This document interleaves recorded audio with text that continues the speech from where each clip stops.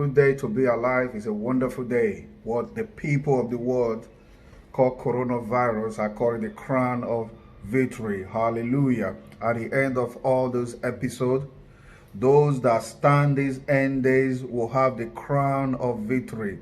My friends, my family, God is in control in every situation. Over the many years, we'll be praying for God to send down revival, for God to seek a true worshiper. Now it's about time. Let's not begin to focus on what is living. Let's begin to open our heart, our eyes to what God wants us to learn and wants us to know in this time. Questions I keep asking that I believe maybe some of my audience or my fan or family friends may be able to give me some answer. You know, those 50,000 auditorium, 30,000 auditorium, 5 services that most men of God claim that God wants them to establish, swindling people's money to do what is irrelevant rather than building school and infrastructure and hospitals in the nation, free school, free health center, helping the poor, lifting people from poverty. Who is attending that auditorium today? A lot of pastors raise money to buy private jets because they believe, or they said to the congregation, God wants them to reach out the world. So another way for them to reach the whole wide world is to have their own private jet. What is going on with the private jet now?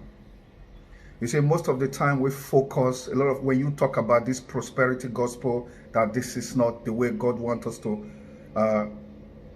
worship him. A lot of people will attack you. People will make you feel like you are from the devil and something like that. I tell you what, I'm glad that that this coronavirus has granted everybody and has opened people's eye. Some people will learn, most people will not still learn. Now, for example, most of our religious leaders, they criticize science. They don't want to invest or anything science. When something is going on in the world, they ban you not to read it, not to look into it. They always have a control over you. Things to do, tell you what to read, what to not to read, and what to learn, what not to learn. Just imagine this internet we are all using, Facebook, Google, whatever, they are not believers. If they decided to shut down Christian people from accessing the internet, what is our alternative?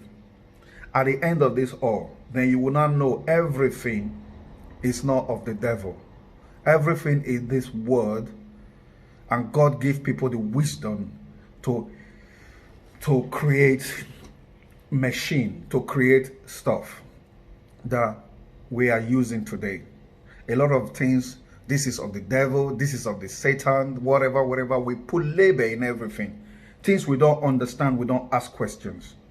We don't ask questions because we think we know the answers. That is the problem. My main focus is religious leaders. I'm not here to criticize you, I'm just asking the questions. What is now going on with your 3,000 auditorium? It's shut down now, right? Did God really ask you to build a dome for 50,000 members? Did God really ask you to buy a private jet so that you can fly everywhere in the world? This is the question that we need to start asking. Were we really serving God in true spirit, or were we just a business organization to enslave the poor? Right now, most pastors who have been hiding their sickness, their diabetes, their high blood pressure, you can't travel now. You will tell your members to believe and have faith in God. You deceive them. Why you come to abroad for medical treatment? Now you are now vulnerable. I believe you now begin to use your own faith to heal yourself. Stage miracle, there is no stage for you to do any miracle now.